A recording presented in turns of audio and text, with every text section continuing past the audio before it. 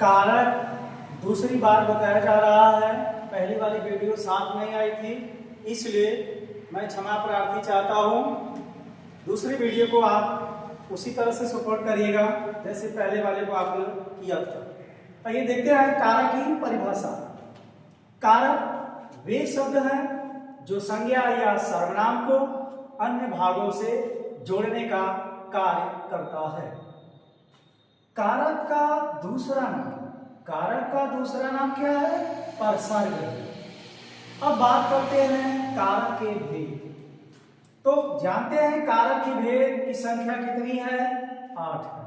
अब इसे हम सिर्फ अगर कहीं कारक लिखा हो तो कैसे पकड़ सकते हैं? तो कारक में हम केवल क को पकड़े। इस क वाले भाग को अगर थोड़ा सा हम मोटा करें तो एक अंदाजा आपका चल जाएगा कि अंग्रेजी का ये क्या है, उल्टा 8 है। इस प्रकार से आसानी से हम कारक को पकड़ सकते हैं कि इसकी संख्या 8 है। अब आती है 8 के बारे में कि 8 है कौन कौन और कैसे पहचानेंगे कि ये हमारे 8 का नाम क्या है और उनके पहचान में क्या चीज छिपा हुआ है। कारक का नाम और उसकी पहचान में सबसे पहले आता है कर्ता कारक। कर्ता कारक को कैसे आप पहचानेंगे? तो उसमें वाक्य में जो भी होगा उसमें ने लगा होगा। अगर ने नहीं देगा तब क्या होगा? तो उसमें कर्ता पर जोर दिया जाएगा, अर्थात सारी बातें कर्ता के ऊपर ही डिपेंड होगा, अर्थात निर्भर होगा। दूसरा कर्म कारक जिसकी पहचान है को।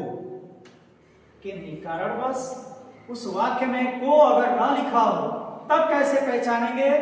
तो याद रखिएगा उसमें कर्म पर जोर दिया जाए, अर्थात जो उसका कार्य हो रहा है उस पर जोर दिया जाएगा तो निश्चय ही वह कर्म कारक होगा।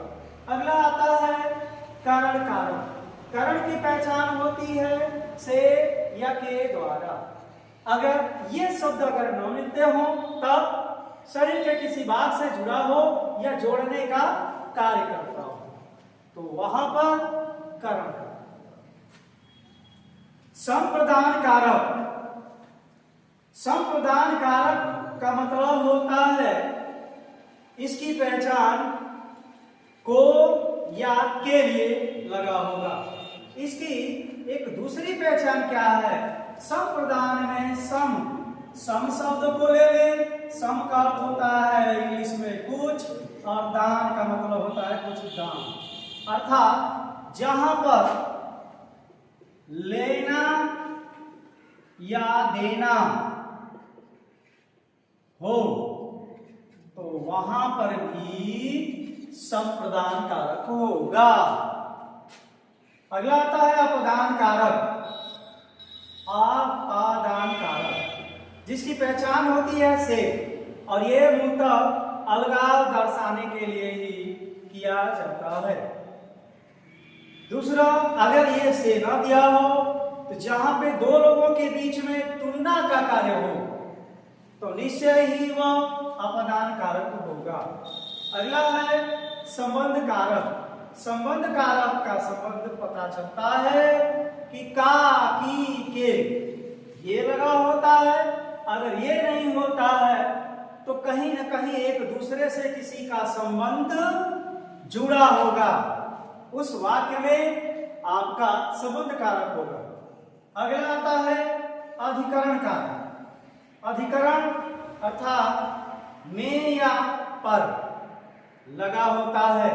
अगर ये शब्द नहीं मिलते हैं तो कन्फर्म ही कहीं ना कहीं उसमें किसी समय की बात कर रहा हो, किसी अवधि की बात कर रहा हो या किसी स्थान की तरफ कोई चीज दर्शाया जा रहा हो तो वहां पर आपका अधिकरण कारक। और 8वां आपका आता है अधिकरण कारक जिसकी पहचान क्या होती है कि ऐसे शब्द लिखे होते हैं और उसमें संबोधन चिन्ह मिलता है। कोई ये नहीं जरूरी कि वह अरे और हे ही लगा हो, अन्य कोई ऐसे भी शब्द लग सकते हैं जहां पर उनके तुरंत बाद संबोधन चिन्ह लगा हो।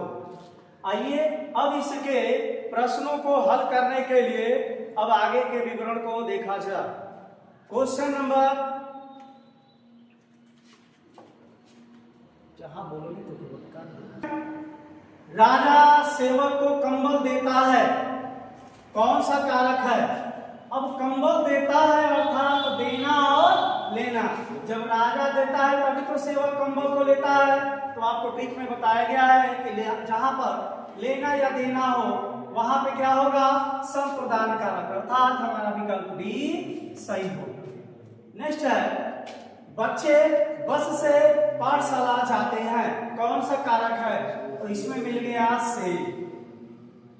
से अर्थात कारण कारक। उससे तो अच्छे आप हैं, कौन सा कारक है? तो पहला विकल्प दिया है अधिकरण, अपदान, संबंध, संप्रदान। अच्छा है, इसका मतलब कि कहीं ना कहीं एक दूसरे से तुलना करके ही वह एक पकड़ा आया है कि नहीं आप अच्छा है चाहे वो खराब है। इसका मतलब कि कहीं ना कहीं जब तुलना होता है वहां पे क्या होता है? अपदान होता है। जबकि अपदान में ये बताया गया है से भी लगा होता है। क्या आपका इसमें से लगा है?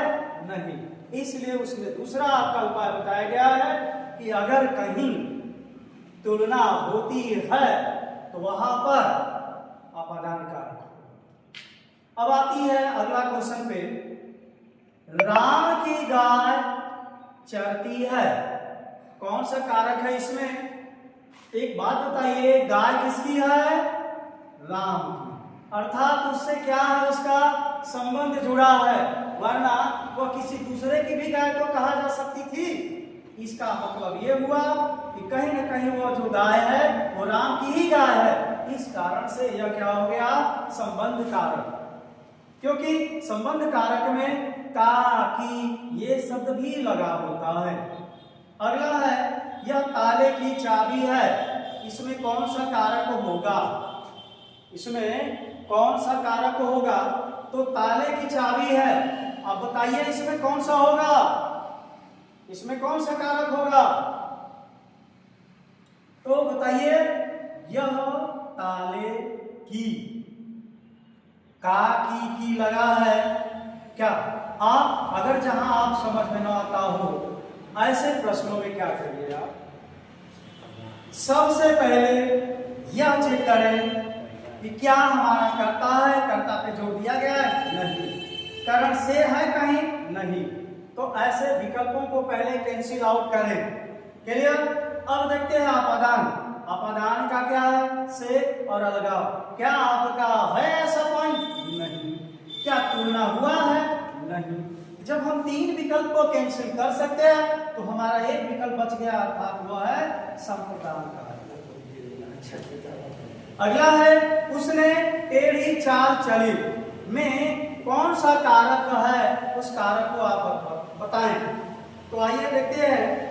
उसने, कर्ता ने उसने किसी नाम की ओर इशारा कर रहा है, अर्थात जब कर्ता पर जोर दिया जाए, क्योंकि कर्ता की पहचान यही होती है कि उसमें ने लगा होता है, अर्थात उसने ने शब्द लगा है, इसलिए यह क्या होगा? कर्ता।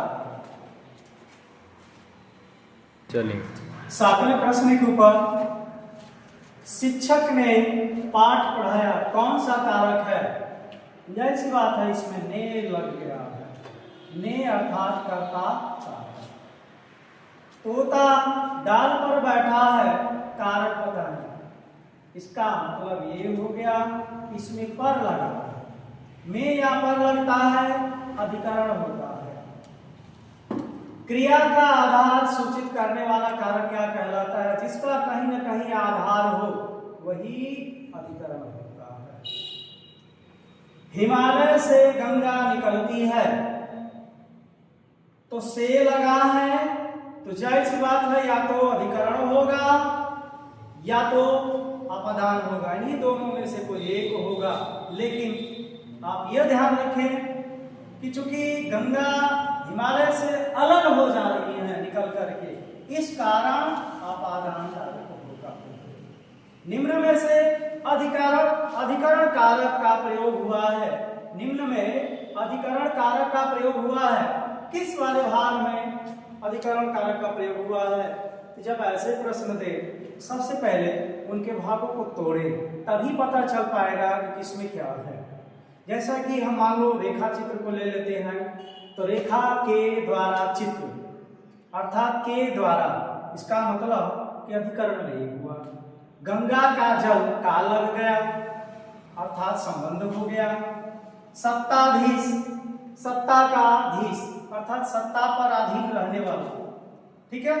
और एक बच गया वाहन रूढ़। जब हम किसी वाहन पे रूढ़ होते हैं तो उसके ऊपर बैठते हैं, अर्थात में या पर शब्द मिल जाएगा वाहन में, वाहन रूढ़ में, तो कन्फर्मली हमारा विकल्प वाहन रूढ़ ही सही होगा। आगे वह अगले साल आएगा में कारक क्या होगा, तो अगले साल का मतलब कि कहीं ना कहीं वो समय बता रहा है, अर्थात अधिकरण। अधिकरण में आपकी पहचान क्या बताई गई है, में या पर। इसके अलावा किसी स्थान की ओर इशारा करे, किसी समय की ओर इशारा करे, तो वहां पर अधिकरण कारक ही होता है। अब आगे अगला है कुल कारकों की संख्या बताएं। तो कारकों में मैंने बताया था कि क वाले भाग को ही मोटा बना दे, इससे ये समझ में आ जाएगा कि इसका क्या है, भाग 8 है।